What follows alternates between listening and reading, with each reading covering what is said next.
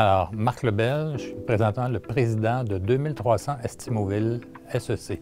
C'est quoi ce 2300 Estimoville SEC? C'est la compagnie, la SEC qui a acheté l'édifice de Medicago à Québec. Alors, l'usine de vaccins qui est maintenant inutilisée.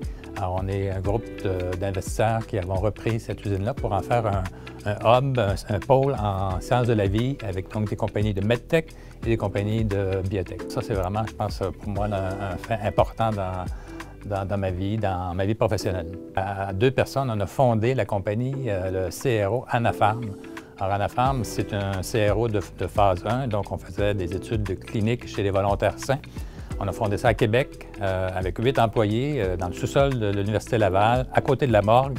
On est parti donc de 8 jusqu'à 1200 employés sur plusieurs années. On est monté un chiffre d'affaires de 150 millions. Bon, alors ça n'a pas toujours été drôle. Il y a eu, entre autres, quand on était dans notre CRO de phase 1, Anapharm, on a perdu un client qui représentait 50 % dans le chiffre d'affaires, tout d'un coup.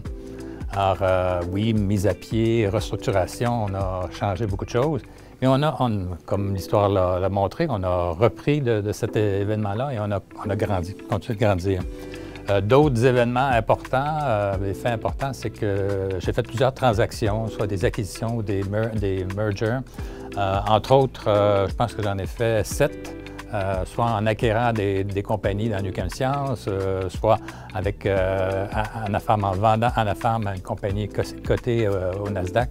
Alors tout ça, je faisais même partie de l'équipe qui faisait des M&A dans l'organisation américaine cotée au Nasdaq. Alors j'en ai fait plusieurs et c'est toujours un challenge, c'est toujours presque une épreuve que de faire une transaction. Il y a toujours des rebondissements, des négociations. Bon, dans les années 2000, on disait que Montréal était la capitale mondiale de la recherche à contrat dans le domaine pharmaceutique.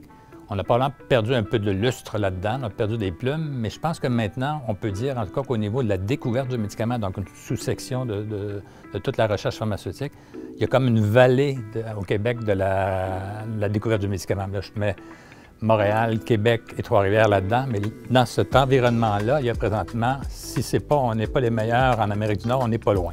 Ce que j'essaie de souvent faire dans les organisations où j'ai passé, c'est de développer le sentiment d'appartenance. Alors que les gens soient contents de travailler chez Anapharm, puis qu'ils n'aient pas peur de le dire ou qu'ils soient en fait les meilleurs vendeurs de l'organisation.